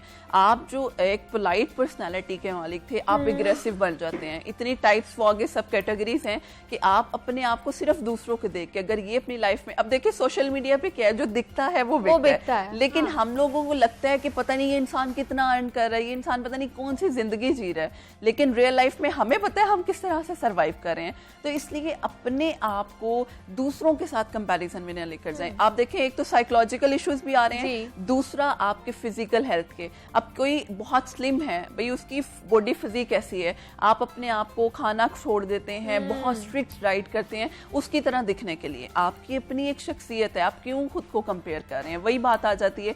इसके बाद अब जब हम डाइट करते हैं ना, ईटिंग डिसऑर्डर्स आ जाते हैं, फिर ईटिंग डिसऑर्डर्स फिजिकल डिसऑर्डर्स के साथ भी लीड कर रहे हैं, साइकोलॉजिकल भी कर रहे हैं, और एट द एंड आप यकीन माने कि लोग सुसाइड की तरफ चले जाते हैं। मैं उसकी तरफ नहीं बन सका, मेरी लाइफ का मोटिव खत्म हो गया, दैट्स इट, मुझे नहीं सर्वाइव करना या मुझे जीना ही नहीं है। तो ये सारी ये जो नेगेटिविटी है ना, अगर हम अपनी लाइफ को देखें, इसमें रिलीजियस पर्सपेक्टिव भी आ जाता है, हम अपने दीन से बहुत दूर हो चुके हुए हैं, हम अपनी जिंदगियों में मुस्बत रवैयों के आदी रहे ही नहीं है, हमने अपनी जिंदगियां मनफी रवैयों के अकॉर्डिंग जीना शुरू कर दिए हैं। तो अगर हम अब देखें, अगर कोई दो लोग भी हैं, अब हम अप्रिशिएट नहीं करेंगे, उसको नेगेटिव करेंगे, तुम अगर ऐसे करती तो ज्यादा अच्छा लगता। मतलब ये हमारी रियल लाइफ एग्जांपल्स हैं। हम ये नहीं कहते कि तुमने अच्छा किया है, लेकिन तुम थोड़ा और बेहतर भी कर सकते हो। यानी वही अल्फाज का चुनाव आपका दूसरे का मोरल हाई कर सकता है, तो यार क्यों नहीं कर सकते हम। तो इसलिए थोड़ा सा खुद को चेंज करें। अगर आप खुद को चेंज करेंगे, अब यकीन माने आपके इर्द गिर्द का सर्कल ऑटोमेटिकली चेंज होना शुरू हो जाता है। अगर आपका रवैया मुस्बत है, लोग भी आपको कहीं ना कहीं पॉजिटिव जेस्चर देते हैं। तो इसलिए अपने आप को ये क्रॉनिक डिजीजेज और साइकोलॉजिकल, लेकिन इस तरह के स्ट्रेसफुल माहौल में किस तरह खुद को स्ट्रेस फ्री रखा जा सकता है? अच्छा देखिए, नेगेटिविटी से दूर रखें। वही बात है कि आप अपने आप को देखिए, अब आपके इर्द गिर्द का माहौल चेंज नहीं हो सकता। आप क्या सजेस्ट करेंगे, किस तरह कैथारसिस किया जाए अगर इस तरह की नेगेटिव थॉट्स हमें आ रही हैं, तो क्या करना चाहिए उसको? अच्छा, एक हेल्दी पर्सन को ना, अगर उसको लग रहा है कि उसके इर्द गिर्द बहुत ज्यादा स्ट्रेसफुल कंडीशन है, वो या तो किसी प्रोफेशनल से बात करके अपना कैथारसिस करवाए। अगर प्रोफेशनल के पास नहीं जा सकते, आपको लगता है कि आपका कोई बहुत अच्छा सीनियर है, कोई उस्ताद है या कोई दोस्त है, आप एटलीस्ट उससे जाके शेयर करेंगे, वो आपकी नेगेटिव एनर्जी निकलेगी। हम लोग क्या करते हैं, हम वो बातें अपने अंदर रखते हैं। हम जब अपने अंदर रखते हैं ना, तो वो हजारों बीमारियों को जो है वो जन्म देती है। अगर हम बात करेंगे, देखिए उसमें वही बात है, हेल्दी एक्टिविटीज अगर आप अपनी डेली लाइफ का पार्ट बना लेते हैं ना, आपकी हेल्दी डाइट, आपकी एक्सरसाइज, आप इवन मेडिटेशन बहुत अच्छा रोल प्ले करती है इसमें। आप अगर आके किसी भी साइकोलॉजिस्ट या काउंसलर से एक हिप्नोथेरेपी का सेशन भी लेते हैं ना, वो आपको इतना रिलैक्स कर देता है, आपको लगता है आप एक नई जिंदगी जीना शुरू कर रहे हैं। तो इसलिए आपको अपना कैथारसिस करना बहुत जरूरी है। इवन आप नहीं जा सकते, आप रात को सोने से पहले अपना पूरा दिन देखें, आप सोचें आपने क्या किया है, कुछ अच्छी चीजें भी की हैं, कुछ गलत भी हुई होंगी, आप अपने आप को इस चीज पे करें कि मैं इस चीज पे जो मेरे से गलती होगी, मैं अल्लाह से अपोलोजाइज करता हूँ। अगर किसी पर्सन का दिल दुखाया, आप उससे कर सकते हैं, और नेक्स्ट डे इस अचीवमेंट के साथ उठें कि आज मैं कुछ और नया काम करूंगा, इनोवेटिव करूंगा। अपने आप को अप्रिशिएट करें। हम अपने आप को अप्रिशिएट नहीं करते, हम शीशे में उठ के हम शीशे में उठ के ये कहते हैं यार मेरा रंग काला है या मुझे पिंपल्स आ गए। हम ये नहीं कहते कि अल्लाह का शुक्र है व्हाट वी हैव टुडे, लेकिन हम दूसरों के साथ कंपेयर कर रहे हैं। तो ये छोटी छोटी स्ट्रेटेजीज हैं, ये अगर हम अपनी रोजमर्रा की जिंदगी में एटलीस्ट एक इनिशिएटिव लेके एक हफ्ता करके देख लें। अगर ना आप चेंज हुए, आप मुझे पकड़ लीजिएगा, लेकिन एक हफ्ता एटलीस्ट आप ट्राई तो करें, ऑनेस्ट होके अपने साथ, बी ऑनेस्ट योरसेल्फ, क्योंकि हम ऑनेस्ट नहीं है अपने साथ, हम दूसरों के साथ हैं लेकिन अपने साथ नहीं है। तो इसलिए ये इन स्ट्रेटेजीज को लेकर चलें, तो आप स्ट्रेसफुल में भी ना देखें। अगर इतना नेगेटिव है, अब हम अगर अपने रिलीजियस पर्सपेक्टिव की बात करें, हमारे जो आखिरी पैगंबर थे, कितना नेगेटिव माहौल था, लेकिन उन्होंने अपने आप को मुस्बत रख के उसमें सर्वाइव किया, लोगों की जिंदगियां तब्दील की। हम उनकी तरह नहीं बन सकते, लेकिन हमें कोशिश तो कर सकते हैं ना। तो एटलीस्ट वो कोशिश एक दफा अपनी जिंदगी में जरूर करें। सिर्फ एक हफ्ते के लिए अपना स्केड्यूल चेंज करके देखें, आप यकीन माने आपकी पर्सनालिटी में पॉजिटिव चीजें खुद ऐड होना शुरू हो जाएंगी। सिर्फ एक हफ्ते का है, कि आप ज्यादा नहीं, मैं कहूंगी 1 वीक अपनी थोड़ी सी स्ट्रेटेजी चेंज करें। अगर आपको लगता है कि आपसे वो स्केड्यूल भी नहीं बन रहा, आप प्रोफेशनली साइकोलॉजिस्ट हैं, बहुत से काउंसलर हैं, ऑनलाइन अवेलेबल है, फिजिकल अवेलेबल है, आप उनसे जाके अपना एक स्केड्यूल बनवाएं। आपको स्केड्यूल बना के देंगे, उसके अकॉर्डिंग एक हफ्ता चल के देखें। आपको खुद चेंज अपने अंदर नजर आएगा। अगर नहीं होगा तो फिर हम दोबारा से माफिया के पास आएंगे, माफिया से दोबारा से हम लोग जो है वो चीजें सीखेंगे कि क्या क्या हमें करना चाहिए। ये वाला तो काम नहीं आया है। लेकिन जो बच्चे हैं उनको हम लोग, आपको पता है, छोटे छोटे बच्चों को भी फोन पकड़ा देते हैं। एक तो नजर खराब हो रही है, आंखें खराब हो रही है, साइकोलॉजिकली भी इम्पैक्ट उनके ऊपर आ रहा है। पॉइंट्स बेशक उन्हें हम लगा के देते हैं, लेकिन हमें पता नहीं है ना कि वो उनके ऊपर इम्पैक्ट किस तरह कर रहा है। अच्छा, इसमें पता है क्या चीज है, मैं अपने घर में, मेरी इवन नाइस है, वो देखती है राइम्स, ठीक है, अब वो उसी तरह एक्ट करना शुरू कर देती है, ठीक है, क्योंकि अब देखें आप टाइम, ठीक है, बच्चों को एक आपको लगता है कि गैजेट देना जरूरी है, उसका एक टाइम मैनेजमेंट कर लेना। आपने अगर सारा दिन ही देना है, आप 5 मिनट 10 मिनट दें और स्क्रीन बड़ी पे दें, मोबाइल उनके हाथ में ना दें। अगर आपने देना है आप LED पे लगा दें, ठीक है, कंप्यूटर पे, लैपटॉप पे लगा दें, आप उसके हाथ में मोबाइल ना दें। देखें मोबाइल देंगे, वो एक राइम में टच होगा, पता नहीं क्या क्या नीचे साइट्स खुलती जाएंगी, तो बच्चे वहीं से सीखना शुरू कर देते हैं। आजकल के आप देखें हमारे बच्चों में प्यूबर्टी के चेंजेस भी नहीं आते, बच्चों को रिलेशनशिप्स का पता है, ठीक है, मेरी गर्लफ्रेंड ये, बॉयफ्रेंड ये, छोटे छोटे बच्चों को पता है, क्योंकि उन्होंने वो सीख लिया है। तो इसलिए वो आप थोड़ा सा, पेरेंट्स बेशक वर्किंग है, लेकिन आप थोड़ा सा पूरे दिन में आधा 1 घंटा भी अपने बच्चों के लिए निकाल लेंगे ना, उन्हें पता होगा कि हमारे पेरेंट्स हमें टाइम देते हैं। तो ये स्ट्रेटजीज घर से हम यूज कर सकते हैं अगर हम करना चाहें। थोड़ा सा जनाब वालिदैन के हवाले से थोड़ा सा है कि वो उनको जरा अपने बच्चों के ऊपर थोड़ी सी तवज्जो देने की जरूरत है। डॉक्टर मौफिया मलिक साइबर साइकोलॉजिस्ट हमारे साथ मौजूद है। डॉक्टर मौफिया, बहुत शुक्रिया आपके वक्त का कि आप यहाँ पर आई। सोशल मीडिया के इस्तेमाल के हवाले से जनाब हम बात कर रहे थे कि इसके क्या नेगेटिव एस्पेक्ट्स हो सकते हैं, पॉजिटिव एस्पेक्ट्स हो सकते हैं।